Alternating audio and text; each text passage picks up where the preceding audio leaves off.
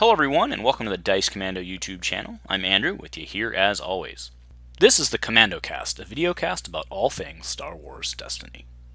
This video and others like this one are possible thanks to viewers like you. Please show your support with a like and subscribe, and be sure to hit the bell notification icon so you don't miss any new videos. If you want to get involved with the channel, consider becoming a channel member. There are many benefits to channel membership, including access to our Discord, exclusive deck tech and strategy videos, and the opportunity to help create channel content. I want to sincerely thank all our channel members, as I truly couldn't do this without your support. You guys rock. Go Commando. Hello Destiny friends, welcome back to Dice Commando. Andrew with you here as always. Thanks for joining me today. So when I walked downstairs ready to shoot this cast, I had in my head that we were going to call this the greatest weekend of Star Wars Destiny in the last year, or something to that effect. And I mean, when I really sat down and did this, honestly, I don't want to ruffle any feathers because we have had some good weekends in the last year, right? I was trying to be, extreme, but, every weekend that we've had a new set release or something good has happened has been a good weekend, right? So primarily last weekend, what I'm referring to is the Galactic Opens series hosted by RH. I wanted to talk about why I think that was a fantastically major, huge, incredible, everything you can say positive, why that was a major milestone for the future of Star Wars Destiny. And then I want to talk about OP, Organized Play. I want to talk about that and what it all means for the future of Star Wars Destiny.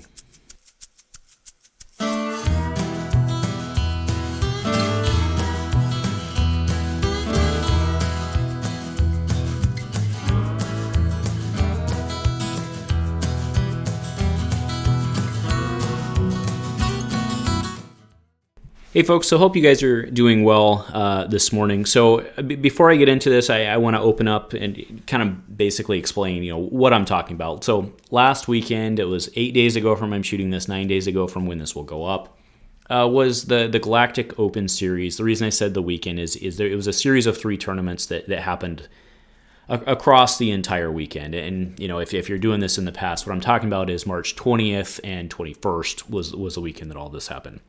I'm putting up the details there, and you guys can read. And the prizes were cool, but this was more about just the prizes. Although the prizes do, I think, matter. But what this was is it was basically a galactic qualifier, right? And they're not calling it that because they're smart. But it was basically a galactic qualifier. To clear something up for those of you who have played GQs in the past, and I had asked this question as well. This was not a GQ. You got to play all 6 rounds, right? So you paid your $15. You earned tickets in the same fashion that we did in the old GQs, but you didn't get bumped after 2 rounds, which obviously was much more player-friendly as well. So even those of you in the bottom tables, you could be duking it out for tickets. And I thought that was really cool. And I did hear a rumor. So, again, for those of you who remember the old GQs, right? You'd basically go with your buddies and you'd have 4, because they had 4 ticket, 8 ticket, 16 ticket, right, redemptions, and you'd have 14 tickets, and you're like, well, I have 2 extra and somebody else needs 2, so you'd swap and trade or whatever. And I heard they were actually letting people swap and trade. I don't know how they're keeping track of that. I'm sure it was a disaster for Dark Angel. But anyway, so that's what I'm talking about now. Unfortunately, I was not able to, it just didn't work with me. I mean, as you guys know, I run tournaments every other weekend for my people, and with my life and my family, I make negotiations to get, 4 to 5 hours free. A 4 to 5 hour block is not easy for, people to find. I don't know how the rest of y'all do it all the time, but so I have to make negotiations, and it wasn't able to work out for this. Perhaps if this was an IRL event, it'd been a different story. But it just didn't work out for me. But that doesn't mean that I wanted to play in the Sunday heat. I really did. It just didn't work out. Just didn't work out that way. And plus, they were throwing a Kylo spot glass in that I really wanted, which I thought was Sunday. But anyway, so enough rambling. I think that what happened last weekend with the Geo series, excuse me. All right, sorry about that, folks. So last weekend was a major milestone. It was just an event. Why just an event being such a major milestone, in my opinion? We already have the cards. We already have all this stuff. There's tournaments every week online. What is this? Well, first, it was ARHs by their ARHs, right? Them as an organization. This was really their first OP event. Now, they've had organized tournaments before, right? I ran an Infinite one. Rebel Trader ran an Infinite one.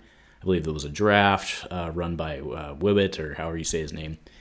So there have been events in the past, but and they were organized by RH. But this is part of their official organized play program.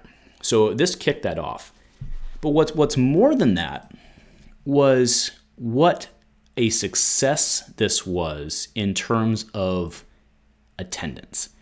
So what is up now on the screen is these are the tournament entries on TTT, Tabletop TO. And so Heat 1, let's go down to the bottom here. Heat 1 had 52 players. That's 52 people across the world willing to pay $15 to come play Star Wars Destiny online. I mean, I think the GQ that I went to in Portland probably 3 years ago now. Like, I don't remember when it was, but the GQ, like it was the Legacies. It was Legacies, the one I won. It was the Legacies. It was basically right after Legacies. In fact, the starter decks I think weren't even legal. I don't know, something weird like that, right? But anyway,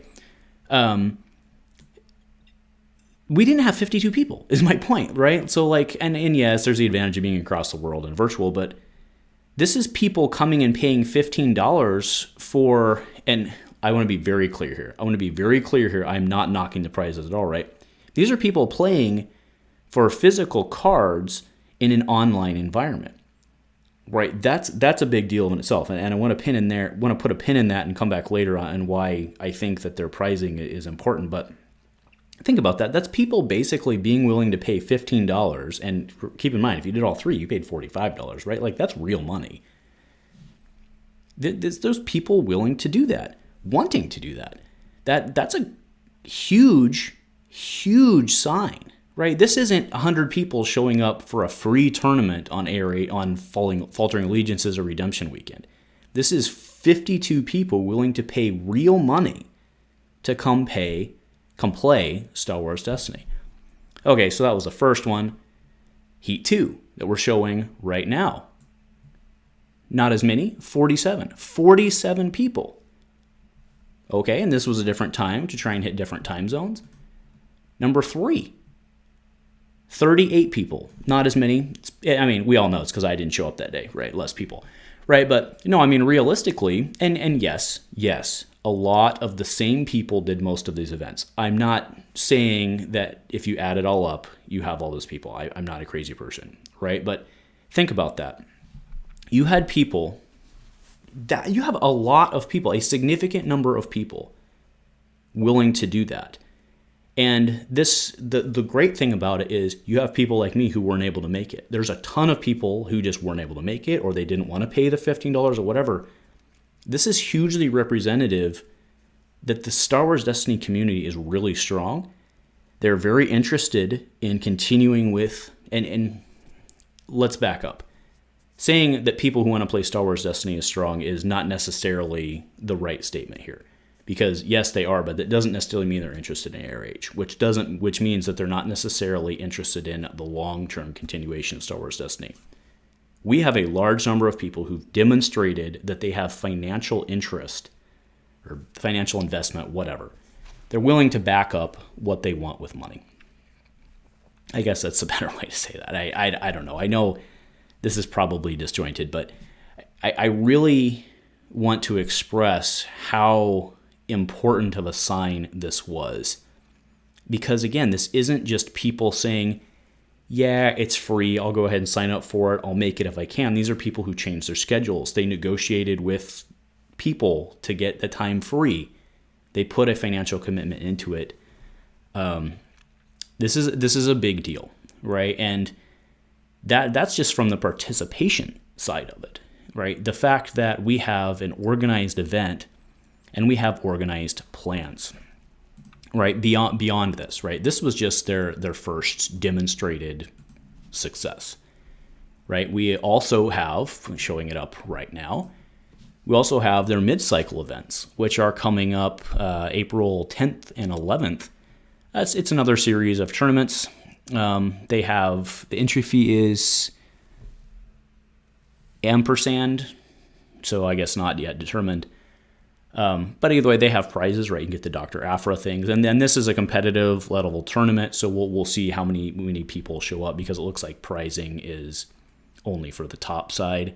So that may not get as many people involved, right? But you're gonna see your heavy hitters in that. But I mean, there's a good chance that this one will look something like an extended EG tournament or an Artificery League or something like that. It'll be mostly the same names and frames, because it's just a raffle.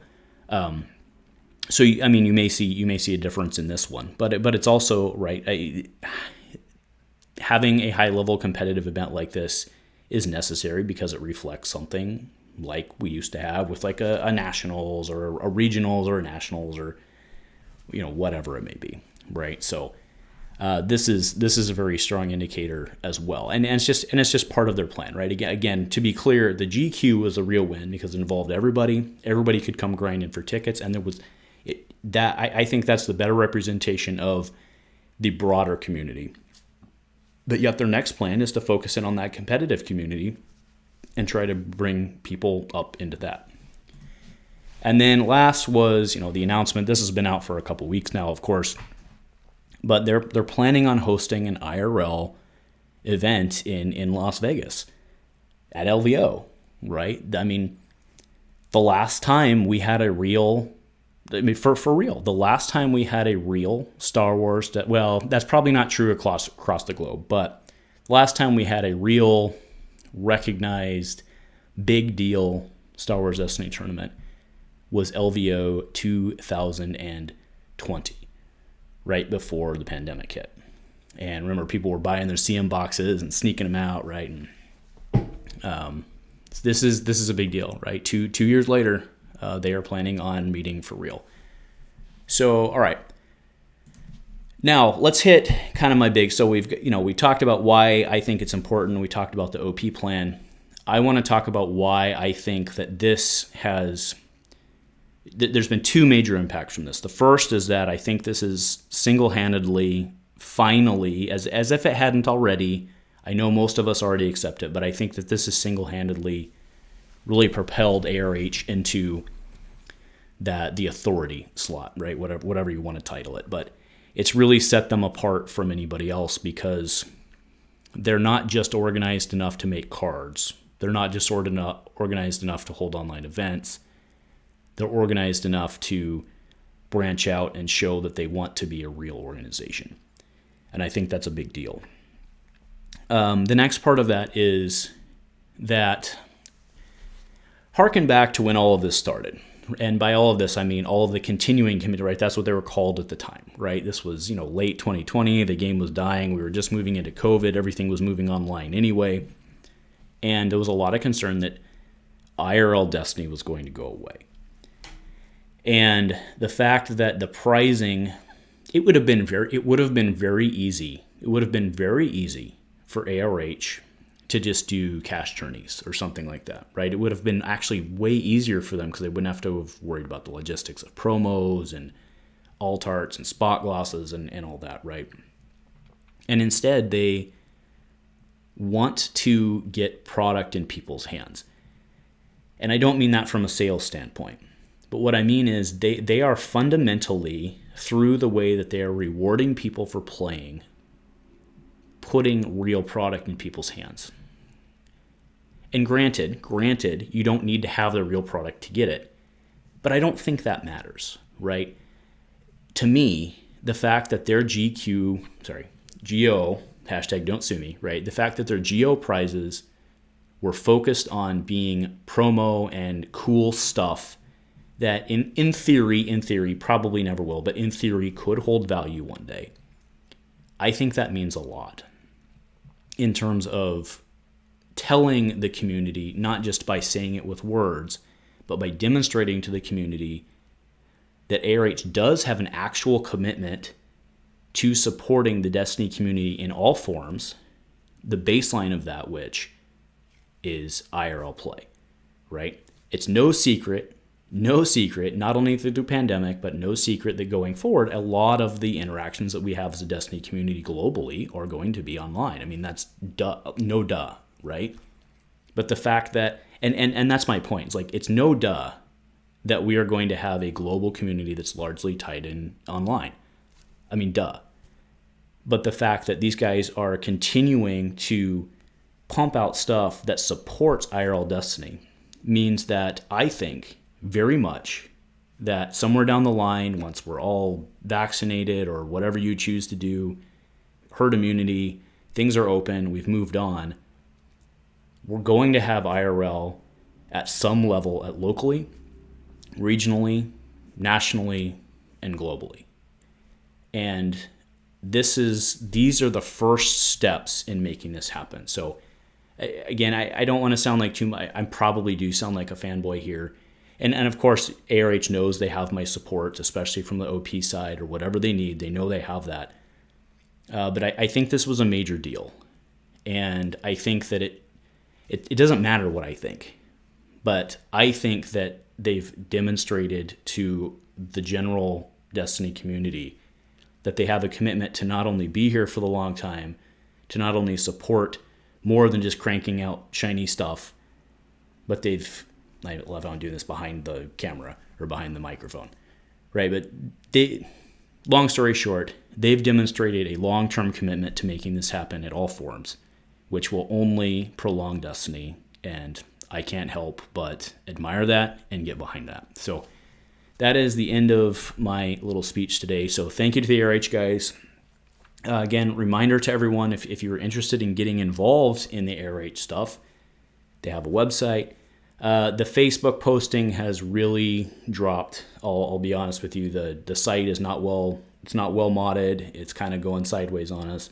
Your best bet is really to get on the ARH Discord. That's where you're going to get the majority of your information from them. That's just the reality of the situation. So please go to their website. You can find them. You Google A Renewed Hope Star Wars Destiny. It's the first thing that pops up. You can go there. You can find all the information that you need. I'll drop the link in the video description as well. So thanks for joining me, folks. And again, big thank you to the ARH guys. I think you guys have a really solid plan. Dark Angel, I think, is doing really good stuff over there. I know he's busy and probably feeling the stress of it. But I think we're looking at a real strong near-term future, and I'm really excited to see where they go from here. So thanks again, guys. Lots to be excited about. Go Commando.